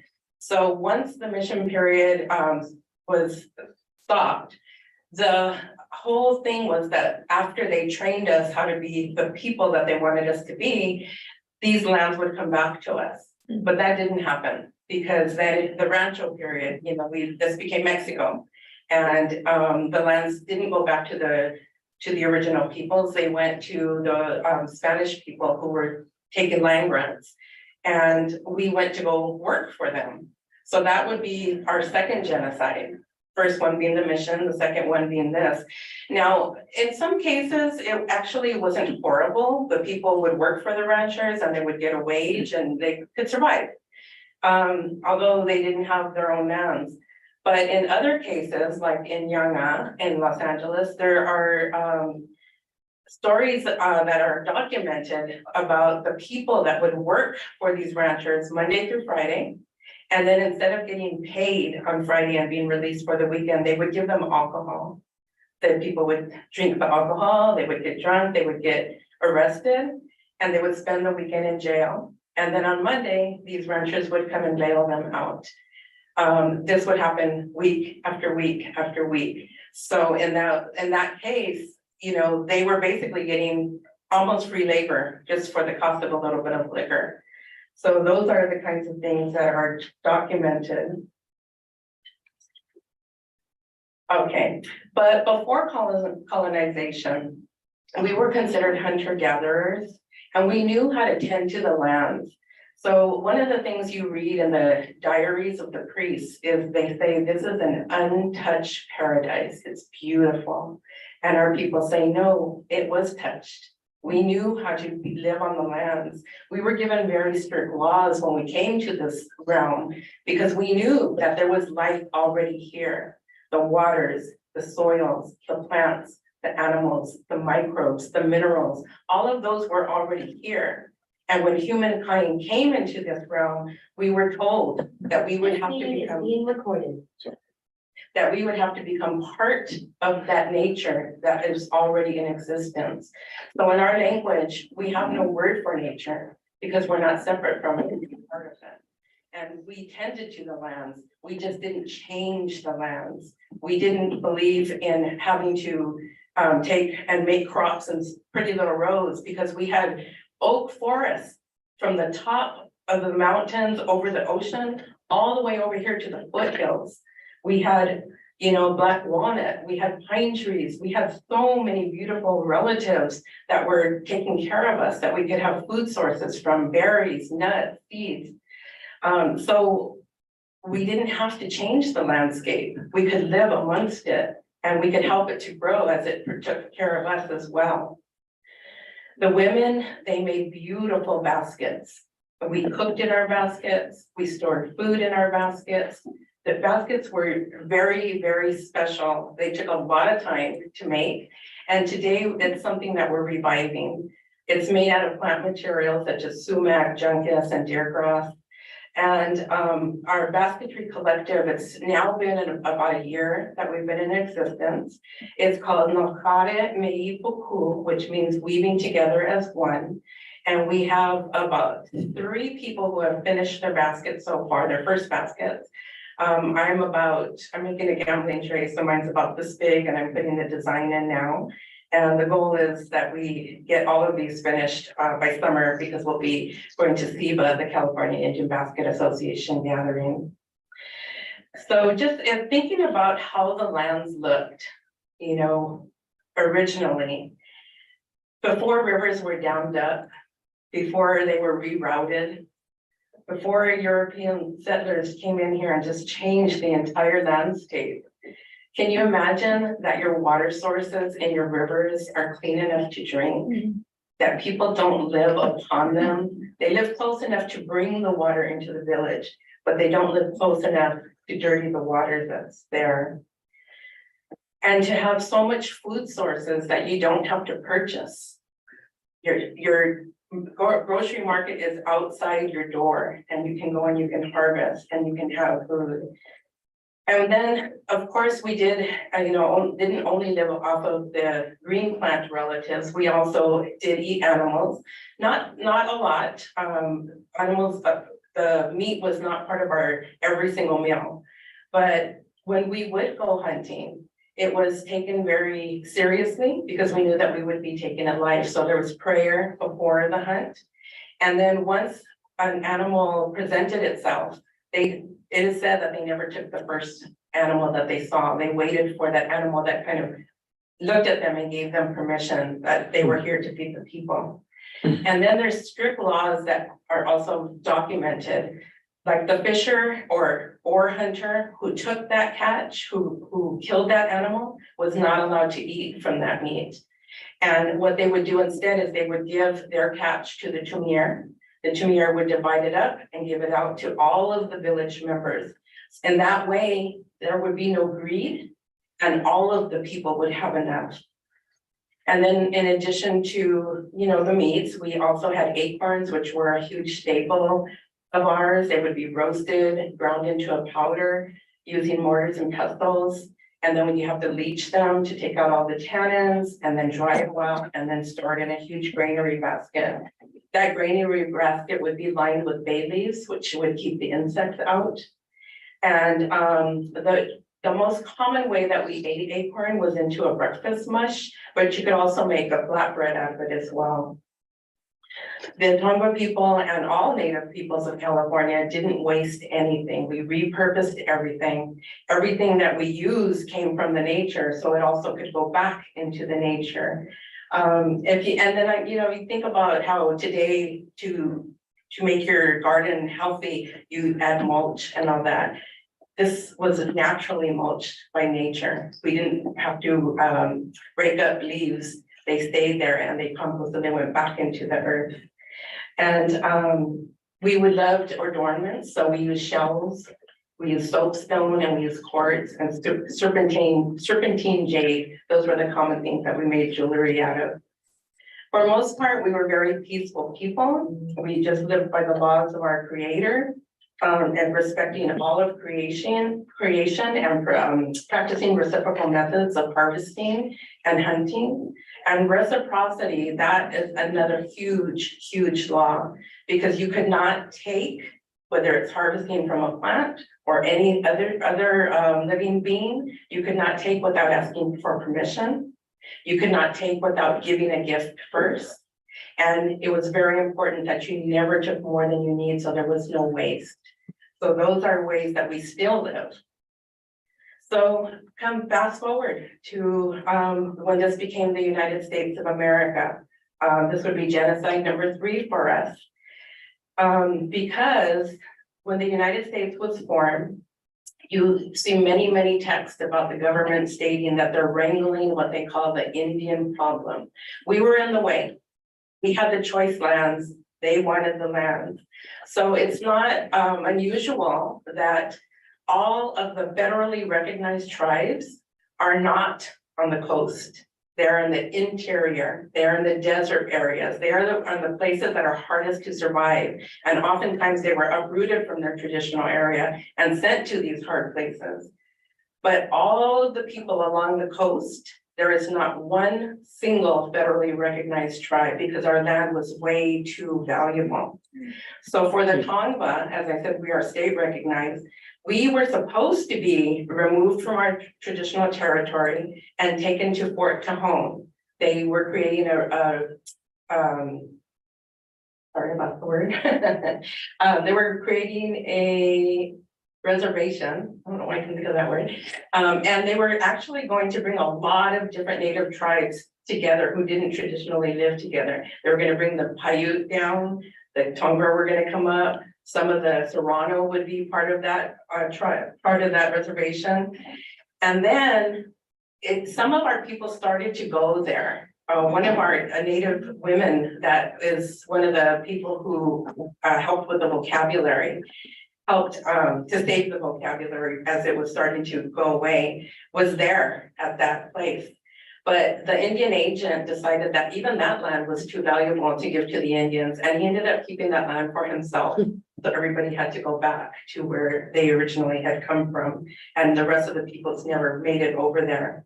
So in the last 20 years, those documents were found, they were shoved in someone's desk, but the government is no longer ratifying treaties, so it will never happen. And in my mind, it doesn't matter if they were ratified or not, because the government has never honored one single treaty.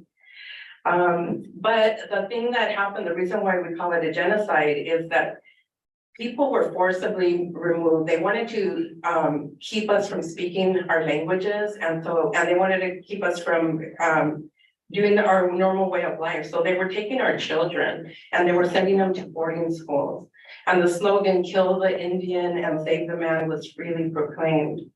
In California, the state's first governor, Peter Hardman Burnett, he called for the extermination of natives and proclaimed that a war of extermination will be continued to be waged between the races until the Indian race becomes extinct. That must be expected. That was a speech that he gave to Congress. And so with that, they actually put a dollar amount on our head. First, it was $0.25 per scalp, and then they raised it to $5. So if you think about all these people who are coming here for the gold rush, this is number 4, genocide number 4, gold rush happens, and everybody is trying to strike it rich. But we all know that not everybody's going to find gold. So a very small percentage were actually finding gold. So now if they have a bounty on our heads and you can get guaranteed $5 per scalp, you think you're going to switch the occupation from searching for gold to searching for Indians and getting a guaranteed paycheck? That's what happened in a lot of cases. So our peoples had to really go underground to try to survive. In my own family, I want to just bring this to you so that you can realize that this really touches me personally, someone that you're meeting here. My 6-time great grandpa, he went through the mission system, but he was in the Santa Monica mountain range.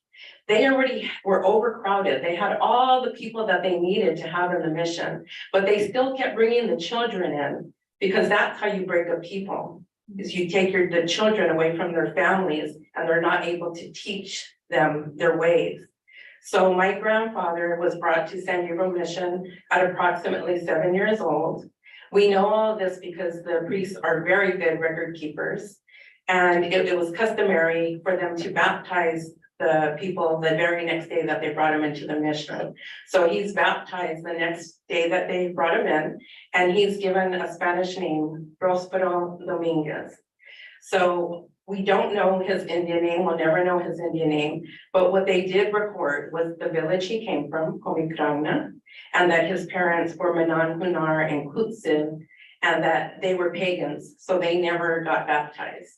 They took him in and he lived his entire life at the mission until it crumbled. They taught him how to ride horses, and so his job was a vaquero, was basically a cowboy. I don't know what kind of jobs they gave to him on the horses, but probably you know, either retrieving things that are far distances or who knows exactly what they did, but that was the job that he was given. I talked about how the mission system kind of crumbled after a period of time and how the ranchers were gobbling up all these for land grants. And there's very, very few Indians that were given land grants, but there are a few, and Prospero is one of them. He was given a very small tract along with another person that came from our village, Victoria Comicrabet Reed, who married Hugo Reed. And both of them received land where the Huntington Library is today, in one of the garden areas. Her land tract was a little bit bigger, his was adjacent, and his was a little bit smaller. So our family was able to be raised up in that beautiful kind of territory. And the last person that held on to that land was his youngest daughter. And then it said that it was swindled from her. Some men came to visit with her and they convinced her to put a little X on this piece of paper, and then they took her property. So then my family goes underground during the gold rush period, and they come up into Tavian territory, right behind Magic Mountain on the Highway 126. There is a rancho there that was very, very large. It is called Rancho Camulos. And today it's more of a museum. But at that time, it was owned by the Del Valle family. And my third time great grandma actually went to go work for them. So did her husband. He was a vaquero, and her job was to take care of the chapel. So when people were coming through from Los Angeles trying to make it to Ventura, they would stop over there and they would stay there in the dorms. And there was a chapel, and she took care of it. She learned how to crochet, and she would make the little what do you call it, little things to cover the table, little doilies. So that was her job. And my great grandma actually got to know the Del Valle family quite well. So our understanding is that they were very good people. They took care of the people that worked for them. And so they sponsored my great grandma when she was baptized.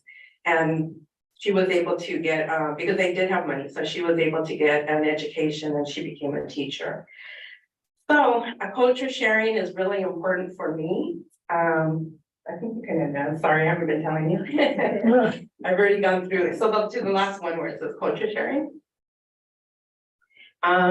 Yes, and so that is me showing you two different ways. My traditional regalia is what I would dance in and what I do dance in. And as you can see, it's made of skins. We use both deer as well as rabbit. We use lots of shells, and my front skirt is grass. It looks like grass, right? That is out of yucca.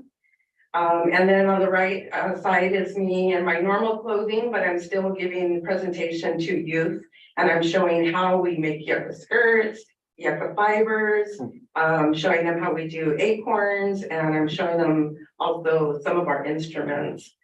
So whether I'm in traditional regalia or everyday clothing, my job today is to share my culture, attend meetings, to help the youth. I am a youth advisor, and I am on the language committee, so I'm helping to revitalize that. I'd like to talk just briefly on that. The reason why our language was starting to to go away was because, like I said, we were forced to speak Spanish. We could not speak our language or we'd be punished. But there was still that memory that some people kept, and they would talk amongst themselves. And in the early 1900s, J.P. Harrington, a linguist, saw that our language was disappearing. And not only our language, he went from many different tribes he worked with, including the Chumash and the Luiseño. And he lived in Chumash territory, so there's tons of information that he got from the Chumash. But he would sit with people and he would ask them, how do you say this? How do you say this? And he would write it down phonetically, and he would say it in English sometimes, in Spanish, and in Tongva, is what we call it today. And then he also had a way to record on wax cylinders.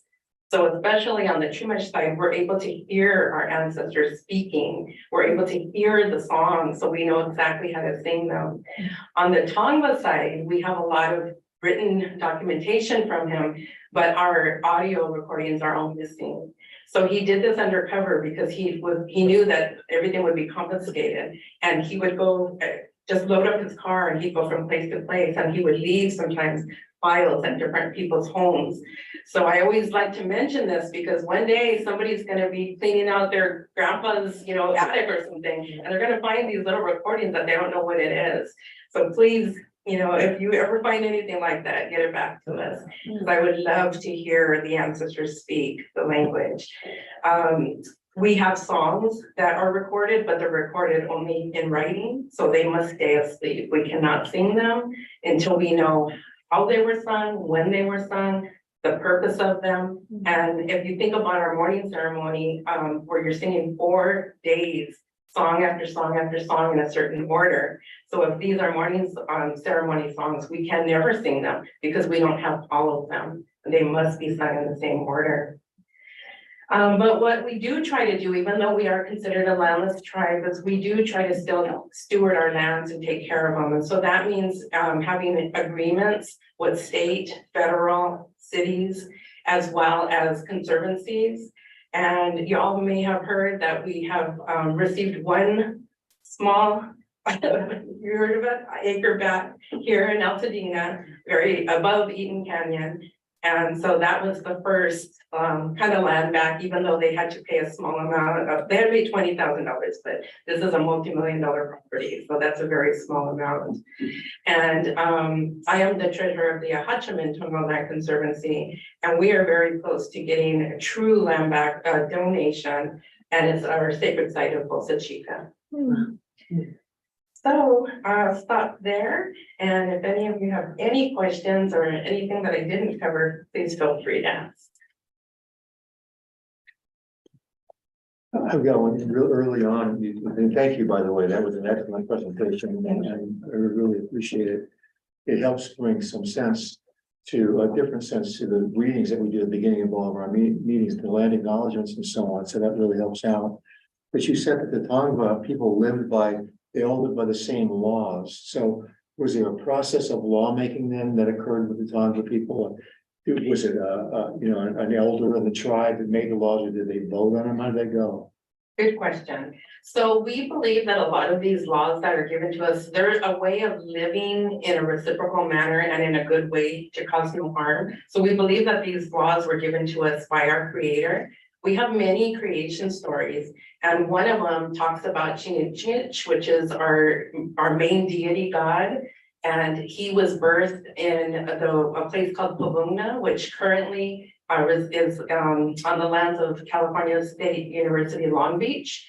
But it was a huge village as well. So it actually incorporated Long Beach, Los Cerritos wetlands, and I'm blanking out on another one, but it's like right in that same area. It was a huge, huge, huge place. And today there's only 22 acres left that's on the campus that has not been built upon. And we are constantly having to try to save those lands and fight for those lands, because they're always, first they want to make a strip mall, and then they want to make it into a parking lot and all of this stuff. So you know, we actually have ancestors that were dug up from there, and we know that it's a village site, and we know that it's a sacred site. So we were just there, our basketry collective was just there yesterday. We gathered there to weave together. But to answer your question about the laws, these are things that we believe were passed down to us. It's verbal.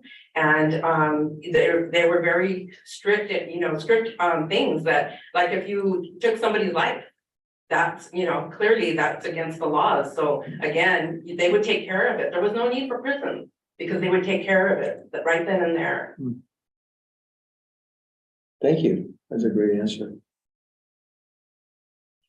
I was just gonna ask, and then this came up when we were discussing and approving, including the land acknowledgement and not just this meeting, but I think most of the meetings of significance that we do at the library. But I was wondering if, if you had a couple of, I guess, more tangible things beyond that, that you can recommend that we think about implementing, right? Because my own personal view is, it's all well and good to say a few words each meeting, but how do you do something more tangible to recognize like where we sit today? Thank you. So I consulted on that land acknowledgement, and I always like to allow the people who are going to be speaking the land acknowledgement to create the words, and I just kind of guide them with the location and kind of certain words that need to be included. But I think it's really important for people to create their own. So if there's something that you feel like really calls to you that you want to add to it, I would definitely encourage that. Because if you feel like something is missing. But I also teach people when I consult that a land acknowledgement it's not just to check off a box and say, okay, we're doing this. Everybody did a land acknowledgement, we got it. It's the start of a relationship. And so I think the next step is to create relationships with the Tongva people. I know I have been here to do storytelling.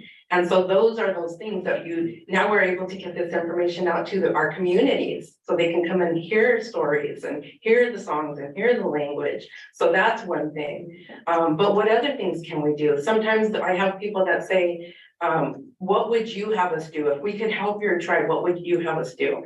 And because we're many bands right now, you're not just gonna help one band. So for me, because I'm a water person and I'm the voice of the water and trying to protect the water, I say, how about cleaning up, going out and organizing a cleanup out by on the wetlands or on the LA River.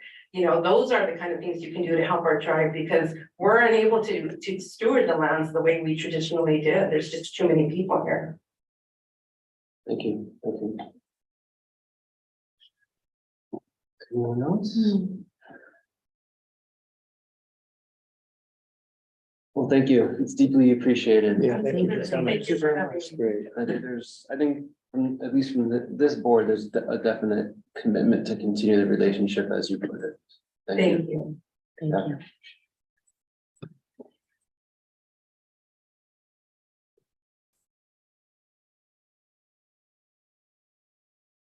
Hey, do we have anything under governance? I have kind of a governance / future agenda item that is right in line with the conversation we've been having. So I think that, as Ms. Calderon was just mentioning, the kind of first land back effort has, kind of finally started to take shape. And there is now a Tongva Land Conservancy operating in our area. And I would like to explore what we as a public institution can do in a meaningful way. I think a lot about the fact that, our entire budget basically comes from the land, right? It comes from property taxes that people pay on land that they own. And I think that we have an obligation to think about how we steward those funds, not just for, the library services and programs we provide, but to live behind the values of things that we say we care about. So it's complex because as a public agency, we can't just start giving money to, nonprofit organizations. I think nevertheless that it would be worth exploring what a meaningful relationship might look like. That puts honestly real money behind things that we say we value. And especially as we see the value of this land increase year over year over year, it feels to me like we have an obligation to make some meaningful statement, not just in our words, but in our budgets and in our bottom lines as well. So I don't know exactly what that looks like. I don't know what legal restrictions, constrain what we are allowed to do. But one perhaps future agenda item or way to start thinking about it is to maybe think about having some conversations with the Land Conservancy or sort of other appropriate groups and start imagining what that might look like. I think, again, as a special district, as an independent special district, we have an ability to do things that other public agencies maybe might not be as able to or as willing to do. And so I think we could try to imagine what that might look like. And I think that would be worth doing. Yeah, that's a good one. I was thinking as you were talking that, something could be done in the design of our building, if there was a monument or a shrine or something that we could put in here that honored Native American culture that might have been here before. Yeah. That might have looked like, that's something that lasts and people pay attention to. That Well, feels really and I important think, too. 100% the existence of this group now, right, within our local area. Yeah, From an educational perspective, this is something that 100% the library will provide in terms of outreach. Yeah, it was heartbreaking to hear, it had the pre-genocide era, thrown in on all that, because we don't think about that happening here in California or elsewhere. And it did. But it's painful to hear about it. The one thing that'd be interesting to put on the agenda for the facilities committee yeah, is the last Public Library Association conference I went to several years ago. There was a presentation by several groups, including the libraries from, I think it was Calgary, yeah. Canada, who had just built a brand new library, including an entire wing dedicated to in Canada called the First Nations people. But the one thing that's really interesting you would never think about is they actually put in a highly specialized HVAC system that allowed those people to do some of their traditional programs, because there's like all the stuff with burning incense and all that, to do it inside the building. So they're able to create an HVAC system that could accommodate that without, blowing up Right. the sprinklers and everything else. I have no idea what that would entail, or if that, I don't know if that's a practice of the Tonga people, but it'd be like, that's when I start thinking like, what are tangible things we can do, That's right? right. There are also things called cultural easements that exist, where kind of similar to like a conservation easement or an access easement that you might have like for a power company. Cultural easements provide access to land for the purpose of, ceremonial purposes or for stewardship or for, growing particular kind of native plants and things like that. So I think that there are some really interesting ideas that we could explore. Again, I don't know what that looks like, but I'd like for us to start thinking about it. Too bad we don't have enough money to give back land instead of turning it into a sports complex. That'd be. No comment. What's great though is that we get to have a conversation about things like this rather than what's happening in libraries elsewhere in the country. And Yeah. which books we're gonna ban or burn or whatever, and what Right. kids can see and can't see, and anything they can be and not be. Yeah, don't jinx us, but yeah. Yeah, we want more Mark guest speakers, not those guest speakers. Yeah. Okay, Okay. any others, do we have any correspondence? Any other pieces of feedback on any future agenda items? Okay, can I get a motion to adjourn? I move to adjourn. All right, thank you. So we are adjourned at 7 p.m. Thank you. Thank everybody. you.